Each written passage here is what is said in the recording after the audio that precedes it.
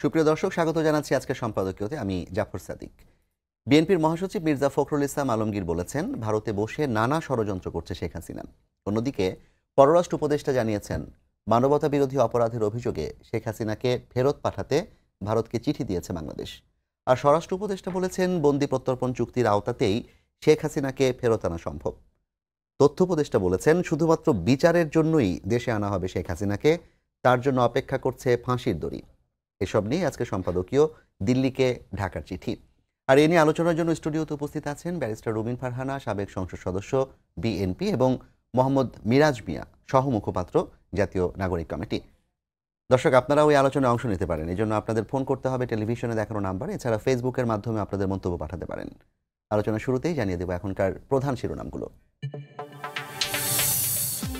শেখ হাসিনাকে ফেরত চেয়ে ঢাকার পাঠানো চিঠি গ্রহণ করেছে দিল্লি।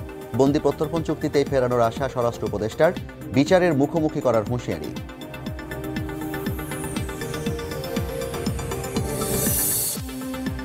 বিএনপির 15 বছরের লড়াইয়ের পথ ধরেই ছাত্র জনতার অভ্যুত্থানে সরকার পতন। এবার ভোটাধিকার প্রতিষ্ঠায় 5 আগস্টের মতো লড়াইয়ের আহ্বান মির্জা ফখরুলের।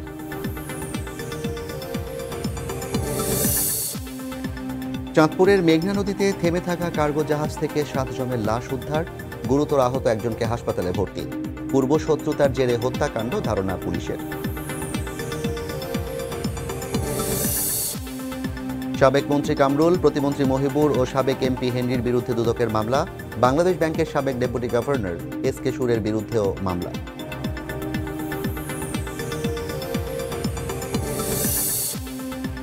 রূপপুর প্রকল্প থেকে প্রায় 4 বিলিয়ন পাউন্ড আত্মসাতে সহায়তার অভিযোগ। যুক্তরাজ্যে টিউলিপ সিদ্দিককে জিজ্ঞাসাবাদ, অভিযোগ অস্বীকার।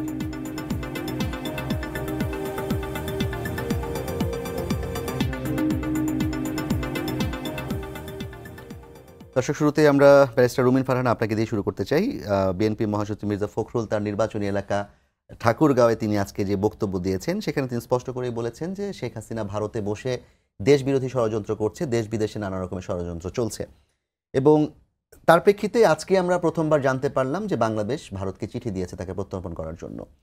বিএনপি শেখ হাসিনার প্রত্যর্পণের বিষয়ে অবস্থানটা কি? শেখ হাসিনাকে দেশে এনে রাজনৈতিকভাবে তাকে রাজনীতি করার সুযোগ দেয়া, নাকি বিচারের মুখোমুখি করা? আপনাকে অসংখ্য ধন্যবাদ।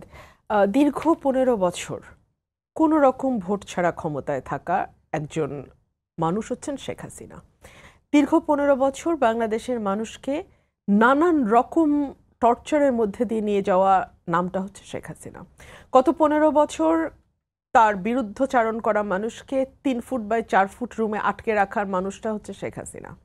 গত 15 বছর দেশ থেকে প্রতি বছর $16 বিলিয়ন পাচার করার নাম শেখ হাসিনা।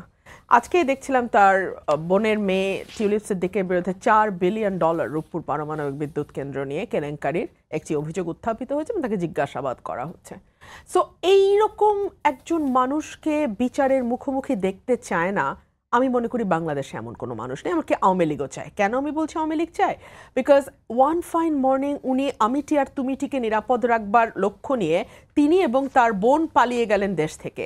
একটাবার চিন্তা করলেন না যেই দলটির হাত ধরে তিনি এতবার ক্ষমতায় গেলেন, যেই দলটির সহযোগিতায় তিনি বাংলাদেশের প্রধানমন্ত্রী হয়েছেন বিনা ভোটে, এক মেয়াদের পর আরেক মেয়াদ, সেই দলের নেতাকর্মীদের কি অবস্থা হবে একবারও চিন্তা করলেন না। সো আমি মনে করি বাংলাদেশের 17 কোটি মানুষ প্রত্যেকেই শেখ হাসিনার বিচার দেখতে চায়। এখানে কোনো দল মতের মধ্যে কোনো রকম কোনো ভেদাভেদ নাই।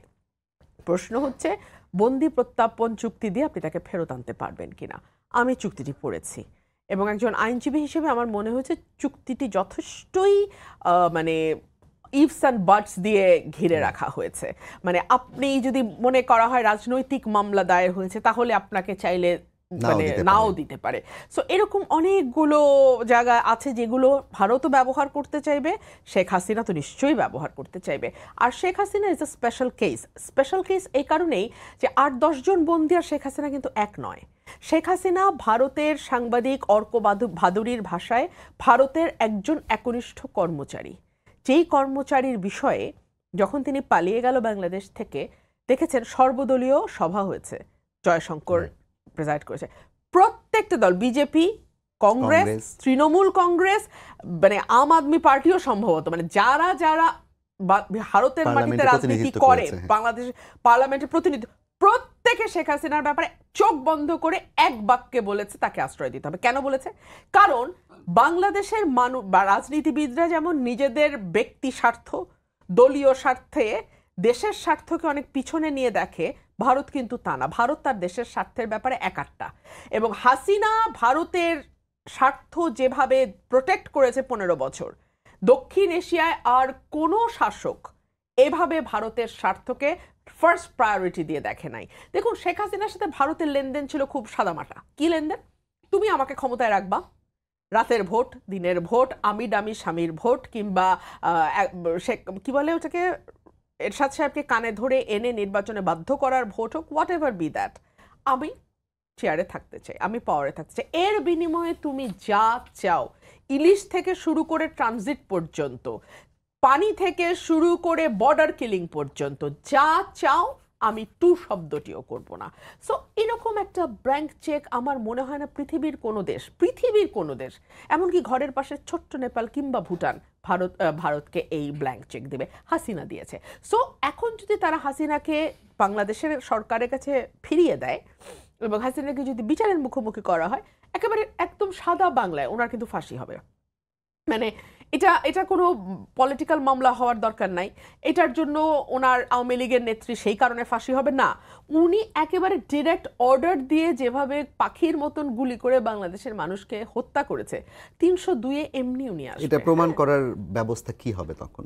এত এভিডেন্স আছে ভাই, এইটা না, এত এভিডেন্স আছে, এবং এখন তো মিডিয়ার যুগ, সকলের কাছে ওনার নির্দেশ বলেন, তারপরে অডিও কল রেকর্ড ফাঁস বলেন, সব কিছু এভিডেন্স মজুদ আছে। এবং সবচেয়ে বড় কথা, তিনি তখন রাষ্ট্রের দায়িত্বে, তার ইশারা ছাড়া police, RAB, BGB, NSI, DGFI, সেনাবাহিনী কেউ কাজ করতে পারবে না। এবং উনি যে গুলির নির্দেশ দিয়েছে তার প্রমাণ হচ্ছে, পরের দিনই পত্রিকায় এসছে, পুলিশকে উনি বলছিলেন যে পুলিশ তো ভালো কাজ করেছে, আইজিপি এবং সেনাপ্রধান দুজন উপস্থিত ছিলেন, বলছেন এই তো পুলিশ ভালো কাজ করেছে, ভালো করছে, আপনারা কেন পারছে না? সেনাবাহিনীকে উনি চার্জ করেছে। তখন পুলিশের আইজিপি উঠে দাঁড়িয়ে বলেছে, আমরা আর পারবো না, আমাদের সোর্স ফুরিয়ে আসছে, আমাদের রিসোর্স ফুরিয়ে আসছে, আমরা আর পারবো না।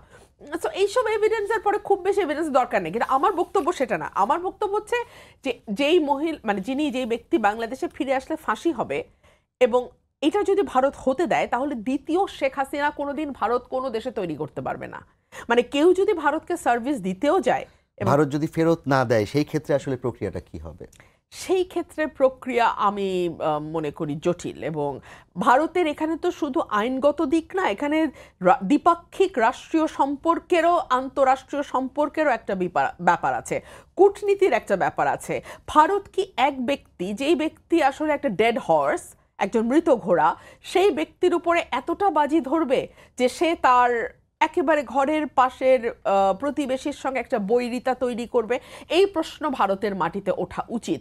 ভারত অনেক সময় আমরা দেখি সংখ্যালঘু নিয়ে যতটুকু না হয়েছে তার অনেক বেশি এক্সাজারেশনের খবর, অনেক বেশি ফেক নিউজ, অনেক বেশি মিসইনফরমেশন। মিষ্টি এখান থেকে ঘুরে যাওয়ার পর কিছুটা কমেছে। তো কিন্তু এটা তো তারা করেছে, ভারতের মিডিয়া তো করেছে এই কাজগুলো, কিন্তু ভারত কি একবারও রেকগনাইজ করেছে বাংলাদেশের মাটিতে 15 বছর কি হয়েছে? ভারত কি একবারও শোক জানিয়েছে? আচ্ছা 15 বছর বাদ দিলাম, 5ই আগস্ট, একদম এই 1.5 মাসে যে আমাদের 1000 বাচ্চা প্রাণ দিল, 20,000 25,000 বাচ্চা আহত পঙ্গু হলো, 1,500-এর উপরে অন্ধ হলো, ভারত কি এটা নিয়েও একটা আওয়াজ করেছে যে ওই সময় সরকারে যে ছিল তাকে দায়িত্ব নিতে হবে, তাকে জবাব দিতে হবে? ভারত তো করে নাই ভাই। আমরা এগুলো নিয়ে আরো আলাপ করব। তবে মিরাজ, আপনার কাছে একটু আমি জানতে চাইবো যে আপনাদের দিক থেকে নাগরিক কমিটি যে কাজটি করছে, মূলত এক ধরনের প্রেশার গ্রুপ হিসেবে সরকারের সাথে তারা কাজ করছে। আমরা শেখ হাসিনাকে নিয়ে কথা শুনলাম, আমরা দেখলাম বিএনপির দিক থেকে একই বক্তব্য, যারা শেখ হাসিনার বিচার চায়। কিন্তু শেখ হাসিনার নির্দেশে যারা এই কাজগুলো বাস্তবায়ন করেছেন, তাদের অনেককেই আমরা দেখি সোশ্যাল মিডিয়াতে সরব, এবং পুলিশের অনেক ঊর্ধ্বতন কর্মকর্তারা সোশ্যাল মিডিয়াতে সরব, তারা বিভিন্ন ইস্যুস নিয়ে কথা বলছে। আপনাদের দিক থেকে এদের বিচারের বিষয়ে আপনারা কতটা জোরদার ভূমিকা রাখতে পারছেন? দেখেন, প্রথমত হচ্ছে আমি যেটা বলতে চাই যে 2024 সালের যে গণহত্যা চালানো হয়েছে, সেই গণহত্যার সাথে যারা সরাসরি জড়িত এবং পরোক্ষভাবে জড়িত সবাইকে বিচারের আওতায় আনতে হবে। দ্বিতীয়ত হচ্ছে আমি যে ব্যাপারটা বলতে চাই, রুমিন আপা যেটা বললেন যে হচ্ছে ভারতের সাথে আমাদের যে বন্দি প্রত্যর্পণ যে চুক্তিটা হয়েছে, সেই চুক্তিতে হচ্ছে ইফস অ্যান্ড বাটস দিয়ে ভরা, যে যদি হচ্ছে রাজনৈতিক অপরাধী হয়ে থাকে তাহলে হচ্ছে বন্দি বিনিময় চুক্তির অধীনে থাকবে না। তো আমরা যেটা দেখি হচ্ছে 2013 সালে ভারতের স্বরাষ্ট্রমন্ত্রী যখন সুশীল কুমার সান্ডে যখন বাংলাদেশে আসে, তখন আমাদের একটা বন্দি প্রত্যর্পণ চুক্তির একটা খসড়া অনুমোদিত হয়। তারপর আমরা যেটি দেখি 2016 সালে সেটির একটি রিভাইসড ভার্সন বা সংশোধিত ভার্সন সেটি বের হয়, এবং আমরা এটিও দেখি যে ভারতের আপনার আসামের যে United Liberation Front ULFA. Of Assam, সে উলফার যে নেতা অনুপ চেটিয়াকে এই বন্দি প্রত্যর্পণ চুক্তির অধীনেই কিন্তু বাংলাদেশ থেকে ভারতে হস্তান্তর করা হয়েছে। কিন্তু আপনি যদি দেখেন যে এই যে ইফস অ্যান্ড বাটসের প্রশ্নটা আসলে যেটা আসে, যেটা বারবার আসছে, কিন্তু এখানে এটাও বলা আছে যে রাজনৈতিক যে অপরাধীর কথা বলা ছিল, এটাও বলা আছে যদি কোনো অপরাধী সে যদি সরাসরি হত্যাকাণ্ডের সাথে জড়িত থাকে, কিংবা সে যদি হত্যাকাণ্ডের উস্কানিদাতা হিসেবে থাকে, কিংবা যদি মদতদাতা হিসেবে থাকে, অথবা সে যদি অপহরণের সাথে লিপ্ত থাকে, তাহলে সে রাজনৈতিক অপরাধের অধীনে আসবে না, সে বন্দি প্রত্যর্পণ চুক্তির অধীনে আসবে। এখন আপনি যদি দেখেন যে শেখ হাসিনা, সে কিন্তু আপনার যে 2024 সালের যে জুলাই গণ অভ্যুত্থানের যে হত্যাকাণ্ড চালানো হয়েছে সেটি তার প্রত্যক্ষ নির্দেশে চালানো হয়েছে। দ্বিতীয়ত হচ্ছে আপনি যদি 2009 সালের যে বিডিআর যে হত্যাকাণ্ড দেখেন, সেখানেও দেখা যাচ্ছে তার রেজিম এস্টাবলিশমেন্টের বিরুদ্ধে যে সকল দেশপ্রেমিক সেনাপ্রধানরা কথা বলেছেন, সেনা অফিসারদেরকে তার প্রত্যক্ষ নির্দেশে সেখানে হত্যা করা হয়েছে। আপনি যদি 2013 সালের শাপলা হত্যাকাণ্ড দেখেন, সেখানেও তার প্রত্যক্ষ মদত ছিল। অর্থাৎ আপনি এই যে মানবতা বিরোধী যে অপরাধের দায় কিন্তু শেখ হাসিনা অভিযুক্ত, এবং সে কিন্তু নির্দেশদাতা, যে কারণে তিনি কিন্তু এই বন্দি প্রত্যর্পণ চুক্তির অধীনে আসেন। এবং এখানে আরেকটা বলা আছে, যদি যে অপহরণের সাথে লিপ্ত থাকে, আপনি যদি দেখেন, আমরা আজকে প্রথম আলো পত্রিকায় দেখেছি যে ঢাকার ধামরাই থেকে ঘুম হওয়া যে হচ্ছে আপনার রহমতুল্লাহ ভাই, তিনি হচ্ছে সম্প্রতি গত শনিবার তিনি হচ্ছে ভারতের একটা দমদম কারাগার থেকে তিনি মুক্তি পান। একজন বাংলাদেশী যদি কেউ অপরাধ হয়, কেউ যদি ক্রিমিনাল হয়, বাংলাদেশের নাগরিক, তাকে হচ্ছে বাংলাদেশের আইনি কাঠামো লিগাল ফ্রেমওয়ার্কের অধীনে তাকে বন্দী করা হতে পারে। কিন্তু বাংলাদেশের একজন নাগরিক সে কেন ঘুমের শিকার হয়ে সে অন্য আরেকটা দেশ থেকে সে বাংলাদেশে আসবে? আপনি যদি দেখেন হাইকোর্ট যে প্রান্তর থেকে, আপনি যদি দেখেন সুখরঞ্জন যে বালি, তাকে কিন্তু গুম করা হয়েছে, সেও সম্প্রতি দেখি যে সে ভারতের কারাগার থেকে মুক্ত পেয়েছে। আপনি যদি হচ্ছে বিএনপির জনাব হচ্ছে আপনি হচ্ছে সালাউদ্দিন সাহেবকে দেখেন, তাকে হচ্ছে 2015 সালে গ্রেপ্তার করা হয়েছে, এবং সে যদি কোনো অপরাধী হয়ে থাকে, তার বিরুদ্ধে যদি ফৌজদারি মামলা হয়ে থাকে, তার বিচার বাংলাদেশে হবে। এবং 5 আগস্টে স্বৈরাচার পতনের পরে সে যদি মুক্ত হয়, তাহলে সে বাংলাদেশের কারাগার থেকে মুক্ত হবে, সে কেন ভারতের কারাগার থেকে মুক্ত হবে? আপনি যদি দেখেন এই যে 5 আগস্টের পরে যে হচ্ছে আপনার যে ঘুম তদন্ত বিশিষ্ট যে একটা কমিটি গঠিত হয়েছে, তারা চিফ অ্যাডভাইজারের কাছে সম্প্রতি একটা সত্য উদ্ঘাটন নামে তারা একটি প্রতিবেদন প্রকাশ করে। সেই প্রতিবেদনে তারা বলছে যে শেখ হাসিনার যে অপরাধের যে বিস্তৃতি, সেটি শুধু বাংলাদেশের মধ্যে সীমাবদ্ধ নয়, সেটি বাংলাদেশের বর্ডার ক্রস করে সেটি ভারত পর্যন্ত বিস্তৃত। যার উদাহরণ আমরা এই যে রহমতুল্লাহ, এই যে সুখরঞ্জন, কিংবা হচ্ছে সালাউদ্দিন সাহেবের স্পষ্ট উদাহরণ। অর্থাৎ আপনার যে বন্দি প্রত্যর্পণ যে চুক্তি হয়েছে, সেই চুক্তির অধীনে শেখ হাসিনা কোনো রাজনৈতিক অপরাধী নয়, সে সরাসরি হত্যাকাণ্ডের অপরাধী, সে সরাসরি এই যে অপহরণ, সে গুম খুনের অপরাধী। যে কারণে আমরা জাতীয় নাগরিক কমিটি মনে করি যে এই জুলাই গণ অভ্যুত্থান সহ বাংলাদেশের যতগুলা আপনার মানবতা বিরোধী হত্যাকাণ্ডের সাথে যারাই জড়িত, সে যেই হোক, সে স্বৈরাচারের দোসর হোক আর যাই হোক, তাদের সবাইকে বিচারের অধীনে আনতে হবে। আপনারা কতটা আশাবাদী তাকে ফিরিয়ে আনার ব্যাপারে?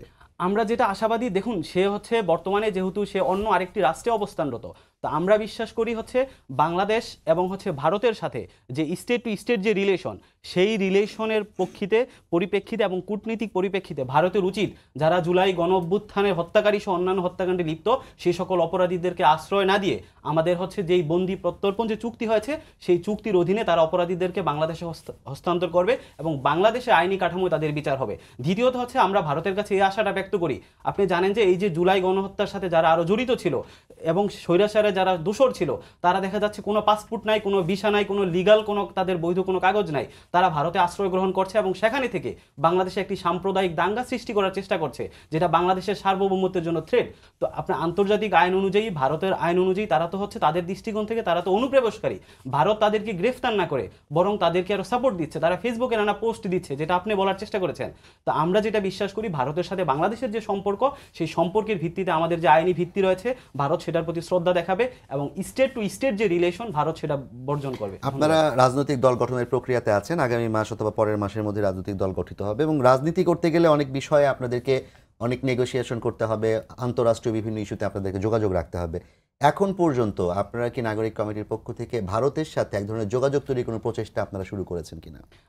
আমরা হচ্ছে এখন পর্যন্ত কোনো রাষ্ট্রের সাথে যোগাযোগ ওইভাবে শুরু করিনি, কারণ আমরা রাজনৈতিক কোনো এখনো দল বা প্ল্যাটফর্ম হয়ে উঠিনি।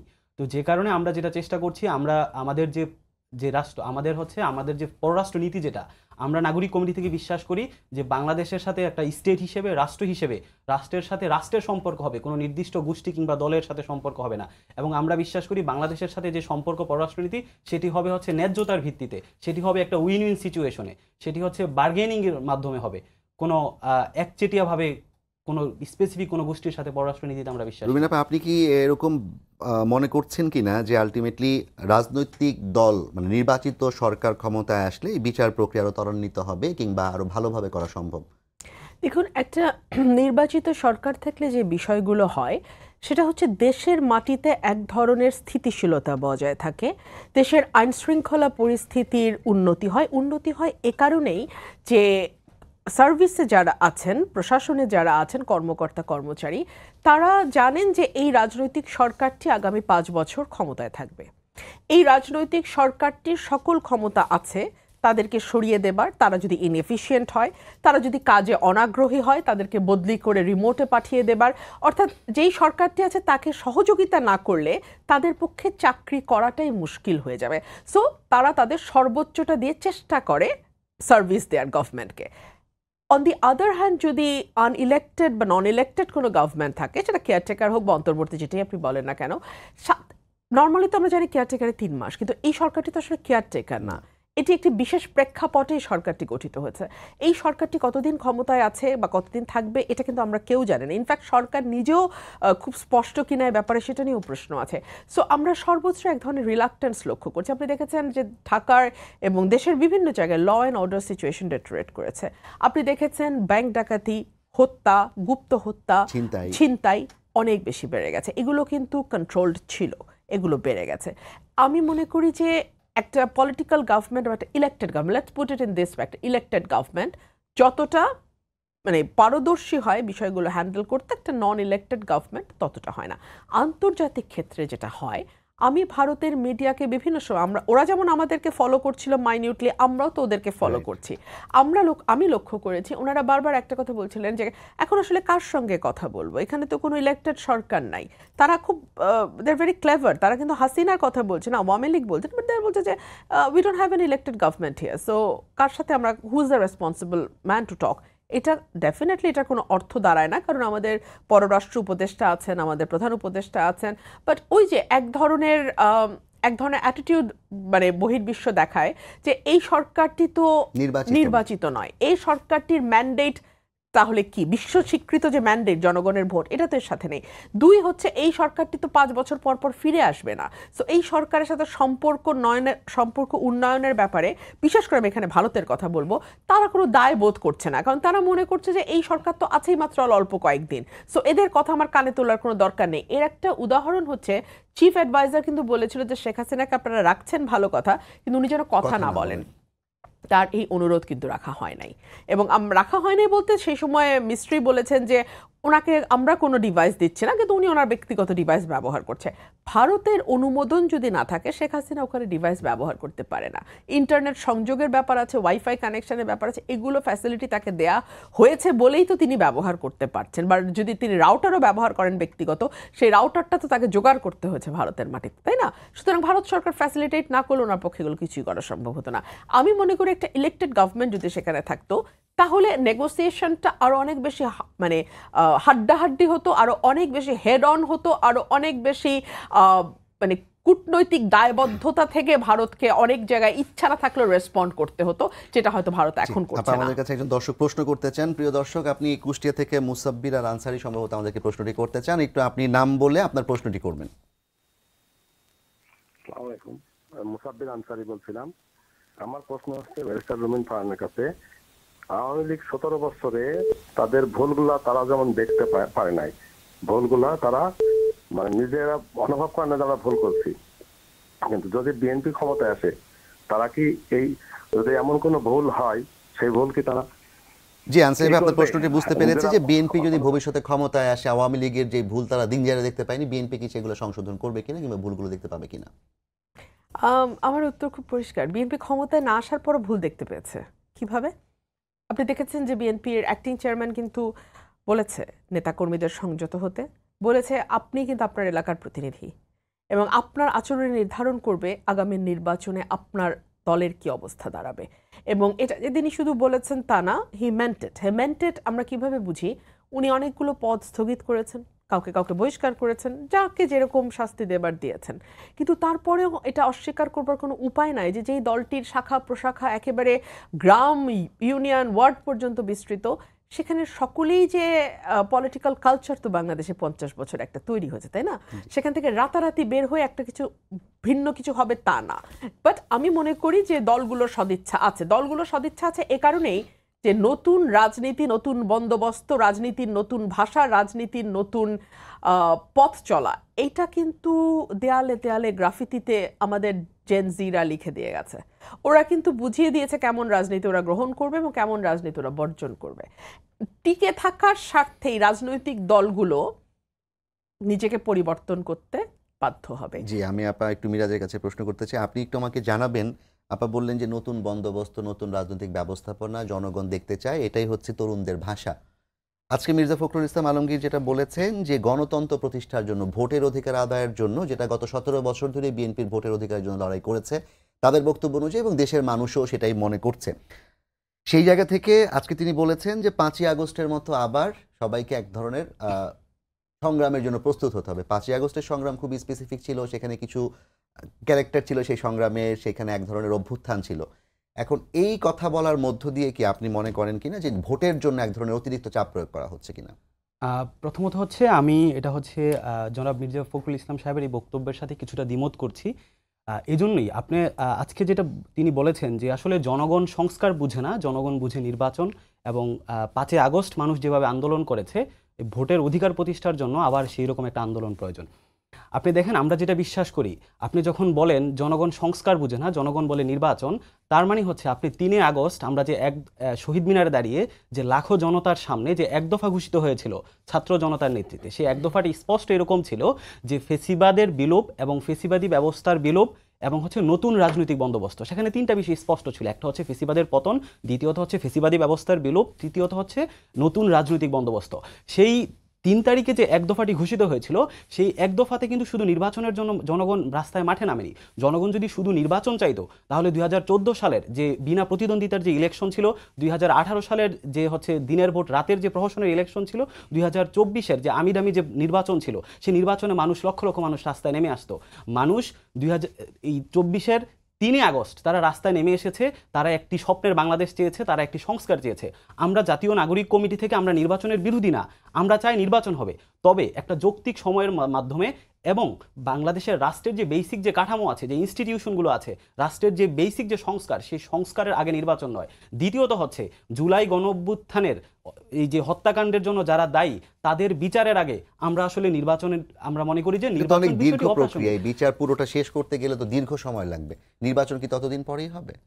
আমার কাছে মনে হচ্ছে যে রাষ্ট্রের একদম বেসিক যে পরিবর্তনগুলো, যে সংস্কারগুলো, সেই সংস্কারগুলোর আগে। কিন্তু প্রধান উপদেষ্টা এবং অন্যান্য উপদেষ্টারা তো বারবার বলছেন যে রাজনৈতিক ঐক্যমত্য যদি থাকে, যতটুকু জায়গায় সংস্কারের, আমরা ততটুকু সংস্কার করতে পারবো, বেশি আমরা করতে পারবো না। তাহলে সেই জায়গায় রাষ্ট্র যারা পরিচালনা করছেন তারাও কি কিছুটা পিছু হচ্ছেন কিনা?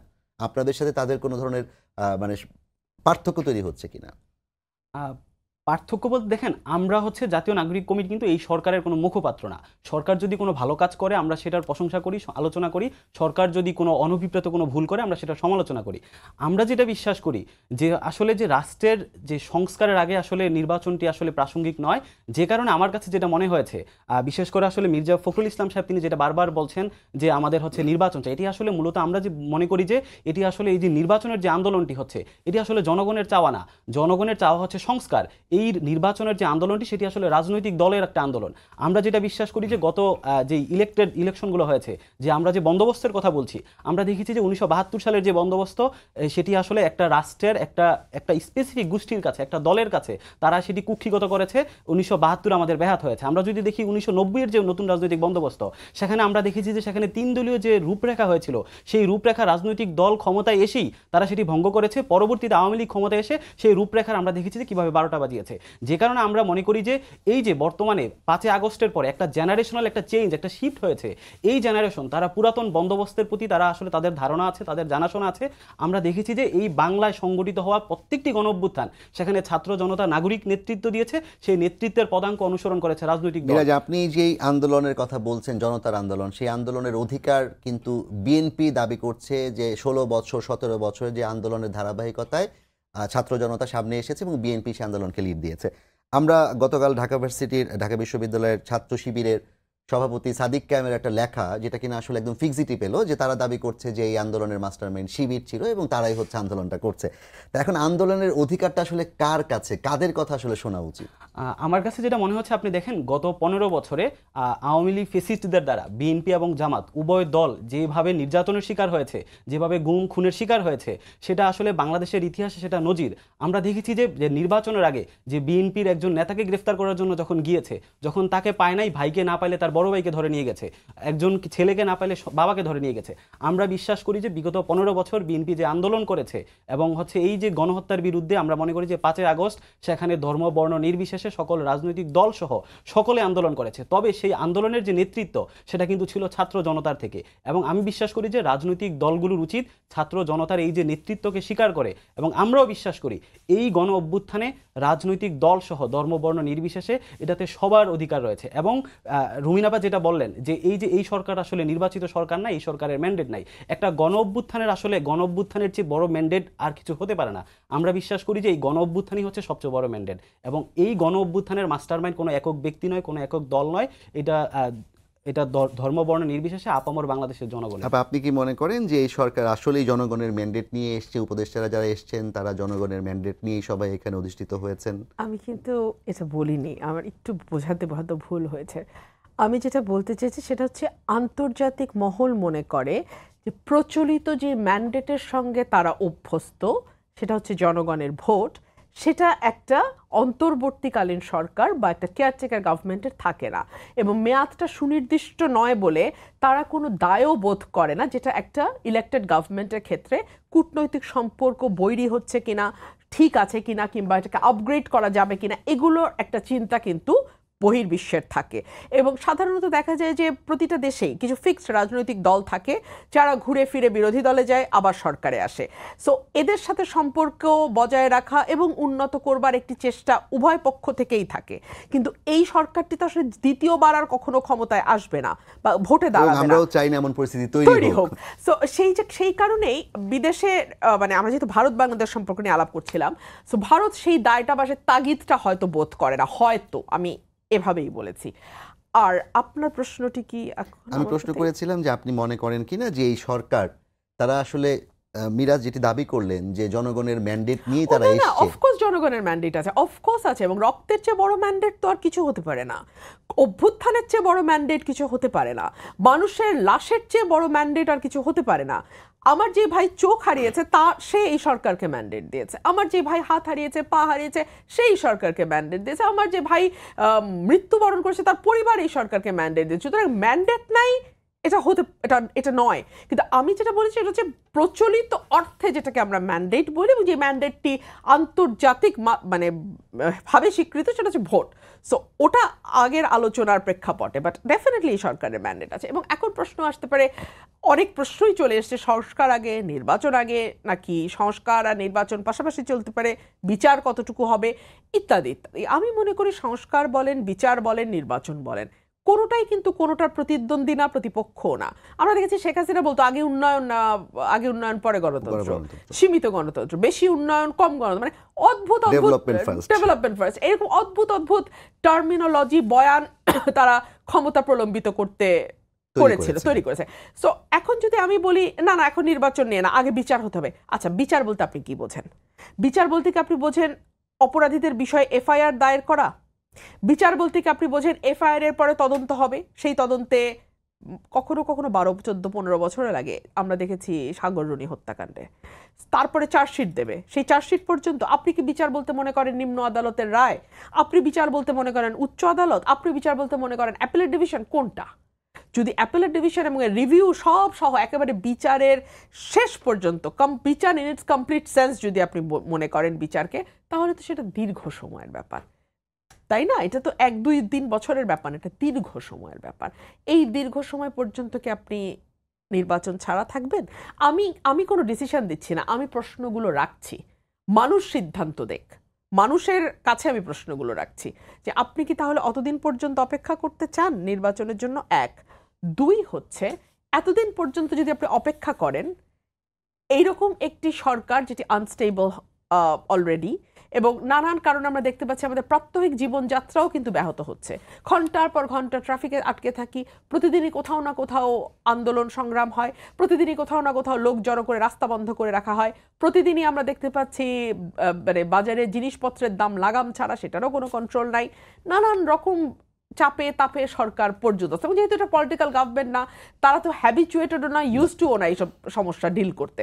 সো তারা তাদের মতন হয়তো তারা তাদের সর্বোচ্চ চেষ্টা করছে, কিন্তু সুফলটা তো আসলে মানুষ হিসেবে আমরা পাচ্ছি না। এটা কি আসলে আমরা 20-25 বছর পর্যন্ত অপেক্ষা করব, বিচার শেষ হওয়ার পরে নির্বাচন করব? আচ্ছা, সংস্কার আমরা এই কারণে আমি কিন্তু বারবার বলেছি, স্বল্প মধ্য দীর্ঘ মেয়াদে কি কি সংস্কার সরকার করতে চায়, স্বল্প মেয়াদে কি কি সংস্কার কতদিন, মধ্য কি কি সংস্কার কতদিন, দীর্ঘ কি কি সংস্কার কতদিন, এই কথাগুলো কিন্তু সরকার পরিষ্কার করে। হ্যাঁ, সরকার বলছে আমরা তো একটা রোড ম্যাপ দিচ্ছি। রোড ম্যাপ মানে কি? রোড ম্যাপ বলতে তারা বলছে 25-এর শেষে বা 26-এর শুরুতে নির্বাচন, কিন্তু এর মধ্যে তারা আসলে কোন কোন ক্ষেত্রে হাত দিতে চায়, কতটুকু কাজ করতে চায়, এবং মানে প্রধান উপদেষ্টা যখন বললেন যে 25-এর শেষ বা 26-এর জানুয়ারিতে নির্বাচন শুরুতে, আবার আমরা দেখলাম প্রেস সেক্রেটারি বলছেন না, এটা 26 জুন পর্যন্ত। সো এখানে তো এক ধরনের ধোঁয়াশা আছে। বড় দল হিসেবে বিএনপি নির্বাচনের দাবি করছে দ্রুততম সময়ের মধ্যে, স্বল্প সংস্কারের মধ্য দিয়ে, কিংবা যতটুকু সংস্কার দরকার। কিন্তু আমরা অন্যান্য যে এক্সিস্টিং দলগুলো আছে, যেমন ধরেন গণ অধিকার পরিষদের নূর, তিনি বলেছেন সরকারকে অন্তত আরো 2 বছর সময় দেওয়া উচিত। জাতীয় পার্টিতে আলাপের মধ্যেই নেই, কোনো কথার মধ্যেই তারা আসে না এখন। অন্যান্য দলগুলো, এবি পার্টি বলেন কিংবা অন্যান্য যে দলগুলো আছে, তারাও এই কথা বলছে। একই সাথে নাগরিক কমিটি, যারা কিনা নতুন দল গঠনের প্রক্রিয়ায় আছে, তারাও চাচ্ছে নির্বাচনটা প্রলম্বিত হোক। এইটা কেন তাদের কাছ থেকে এটা আসছে বলে মনে করছেন? এটা আসলে প্রত্যেকে যার যার নিজস্ব সুযোগ সুবিধা চিন্তা করছে। ফর এক্সাম্পল, যত দেরি হবে নির্বাচন হতে, বিএনপি মনে করছে দল হিসেবে যে আজকে নির্বাচন হলে যতটা আসন তাদের পাওয়ার সম্ভাবনা, সময় ক্ষেপণ হলে তাদের আসন সংখ্যা ততটা নাও থাকতে পারে। সো এক ধরনের ভয় ভীতি বিএনপির মধ্যে কাজ করছে। নতুন দলগুলো ভাবছে আমাদেরও তো গুছিয়ে নেওয়ার জন্য কিছুটা সময় দরকার, সো নির্বাচন যদি কিছুদিন পরে হয়, আমরা আমাদের দলটাকে আরেকটু ভালোভাবে গুছিয়ে নিতে পারি। এই চাওয়াতে আসলে কোনো অন্যায় নাই, মানে যারা নির্বাচন দ্রুত চাইছে তারাও কোনো অন্যায় করছে না, যারা নির্বাচনকে একটু দেরি করতে চাইছে তারাও কোনো অন্যায় করছে না। প্রত্যেকে যার যার নিজস্ব দলীয় সুযোগ সুবিধা চিন্তা করেই নির্বাচনের জন্য আপনি কি এটা মনে করেন কি না, এটা নিয়ে আলাপও হচ্ছে সোশ্যাল মিডিয়াতে, বাইরেও চায়ের দোকানে আলাপ হয়, যে নির্বাচন প্রলম্বিত করাটা আসলে নতুন রাজনৈতিক দল গঠন করে সেটাকে একটা পোক্ত শেপ দেওয়ার পর নির্বাচনের চেষ্টা করাটাই হচ্ছে নির্বাচন প্রলম্বিত করার এক ধরনের আলোচনাটা চলছে ছাত্র কিংবা জনতার পক্ষ থেকে, যেটা বলা হচ্ছে, এইটা কি আসলে সঠিক কিনা? প্রথমত হচ্ছে আমি এটাকে খুবই কনফিডেন্টের সাথে বলতে চাই যে জাতীয় নাগরিক কমিটি কখনো চায় না যে নির্বাচন প্রলম্বিত হোক। আমরা চাই যে একটা যৌক্তিক সংস্কারের মধ্য দিয়ে নির্বাচন যখন দেওয়া উচিত, সরকারের উচিত তখনই নির্বাচন দেওয়া। দ্বিতীয়ত হচ্ছে যে ব্যাপারটা বলার চেষ্টা করলেন যে হচ্ছে বিএনপি একটা ভয় ভীতি পাচ্ছে, তো আসলে নির্বাচন বিএনপি আসলে ভয় কেন পাবে? তাদের যদি সাপোর্ট থাকে, জনগণের ম্যান্ডেট থাকে, তাহলে তাদের তো ভয় পাওয়া উচিত না। বিএনপির এখন যেটা করা উচিত ছিল, তাদের আসলে জনগণের যে চাওয়া পাওয়া, জনগণের কাছে দেওয়া, জনগণের কাছে মিশা। আমরা দেখতে পাইছি যে একটা সরকার আপনি যদি কোনো সংস্কার ছাড়া যদি নির্বাচনটা দিয়ে দেন, তাহলে হচ্ছে এক সরকারের জাস্ট হাত বদল হচ্ছে, রাষ্ট্রের বেসিক কাঠামোতে কোনো পরিবর্তন হচ্ছে না। আপনাকে প্রথমত হচ্ছে রাষ্ট্র এবং সরকার এই দুটিকে পৃথক করতে হবে। রাষ্ট্র হচ্ছে একটা ইটসেলফ, এটাকে হচ্ছে আপনার এবং যেটা প্রশ্ন আসে যে আসলে সংস্কার তো একটা ধারাবাহিক প্রক্রিয়া, একটা সরকার আসলে সব সংস্কার করে দিয়ে যেতে পারে না। তো আমরা যেটা মনে করছি যে একদম বেসিক সংস্কার করে এই সরকার যেখানে রেখে যাবেন, পরবর্তীতে ইলেক্টেড গভর্নমেন্ট এসে সেটাকে ধারাবাহিক হিসেবে কন্টিনিউ করবেন। তবে আমরা যেটা বিশ্বাস করি যে আমরা মনে করি যে এই যে সময়টা আছে নির্বাচন আগ মুহূর্তে, আমরা নির্বাচন আন্দোলন না করে আমরা আসলে জনগণের কাছে ফিরে যাই। আমরা আশ্বাসটা নিই, আমরা জনগণকে পাবলিক মোবিলাইজ করি। আমাদের শিক্ষাক্ষেত্রে কি পলিসি হবে আমরা জনগণকে সেটা ইয়া করি, আমাদের ইকোনমিতে কি পলিসি হবে, আমাদের পররাষ্ট্রনীতিতে কি পলিসি হবে, আমরা জনগণকে ম্যান্ডেট দিই। জনগণ যদি আমার দিকে মোবিলাইজ হয় আমার ম্যান্ডেট অনুযায়ী, আমার ম্যানিফেস্টো অনুযায়ী, তাহলে তো আসলে এই কোনো দলের রাজনৈতিক ভয় থাকার কথা না। আমরা যেটা বিশ্বাস করি, একটা দলের মধ্যে সবচেয়ে প্রথম যেটা গুরুত্বপূর্ণ সেটা হচ্ছে বাংলাদেশে বর্তমানে যে চাঁদাবাজি হচ্ছে, আমরা দেখেছি যে আগের ফেসিস্ট দোসররা যারা চাঁদাবাজিতে লিপ্ত ছিল বিভিন্ন জায়গায়, এখন দেখতে পাচ্ছি যে আরেকটা নতুন রাজনৈতিক যেটা এই নতুন রাজনৈতিক পরিস্থিতিতে সেখানে অন্য আরেকটা দলের লোকজন তারা চাঁদাবাজি করছে। আমরা যেটা বিশ্বাস করি যে নির্বাচনের আগে প্রত্যেকটা দলের উচিত এই চাঁদাবাজদেরকে কিভাবে কন্ট্রোল করা যায়, কারণ আপনি যখন নির্বাচনের আগেই যদি এরকম চাঁদাবাজি বন্ধ করতে না পারেন, তাহলে আপনি জনগণ আমরা কেন বিশ্বাস করব? আমি একটু শেষ করি। আমি যদি নির্বাচনের আগেই যদি আমার দলের চাঁদাবাজি বন্ধ করতে না পারি, দলের যারা সাপোর্টার আছে তাদের, তাহলে আমি নির্বাচনের পরে আমি যখন ক্ষমতায় আসবো, আমি তখন সেটা কিভাবে বন্ধ করব? কারণ তখন তো চাঁদাবাজ আরো বেশি এম্পাওয়ার ফিল করবে যে আমার পার্টি ক্ষমতায় আছে, আমি চাঁদাবাজি করতে সমস্যা কি? যে কারণে আমার কাছে মনে হচ্ছে যে নির্বাচন আন্দোলনের পরিবর্তে যতক্ষণ নির্বাচন হচ্ছে না ততক্ষণ পর্যন্ত জনগণের কাছে দেওয়া, জনগণকে আমার নিজের যে ম্যানিফেস্টো আছে সেটার মাধ্যমে জনগণকে মোবিলাইজ। আমি প্রশ্নটা আপনাকে তাহলে পরে করছি, আমি একটু আপার কাছে ফিরতে চাই। আপা, বিএনপি কি তাদের বক্তব্য অনুযায়ী জনগণের যে ভাষা সেটা কি বুঝতে পারছে এবং সেভাবে কাজ করছে কিনা বিএনপি? আমি মনে করি, আমি একদম তৃণমূলের কথা বলতে পারবো না, তবে বিএনপির টপ লিডারশিপ তিনি বুঝতে পারছেন বলে তিনি কিন্তু বারবার বলছেন, একদম শুরু থেকে যে কয়টা বক্তব্য আমি ওনার ফলো করেছি, উনি একটা কথা বারবার বলছে, আমরা কিন্তু এখন ক্ষমতায় নাই, আমরা ক্ষমতায় যাব কিনা সেটাও অনিশ্চিত। নেতাকর্মীদের সঙ্গে যখন উনি গ্রামে কানেক্টেড হন, আমি তো এলাকায় থাকি বেশিরভাগ সময়, তো আমিও গ্রামে থাকলে আমি দেখতে পাই আর কি, শুনতে পারি ওনার বক্তৃতা। উনি ওখানে কিন্তু খুব ক্লিয়ারলি গ্রামের সহজ মানুষ, একদম একদম বারবার উনি বলে যে আজকে আপনি যা করবেন, কালকে আপনি যা করবেন, তার উপর নির্ভর করবে পরশুদিন নির্বাচনে আপনি জয়লাভ করতে পারবেন কিনা।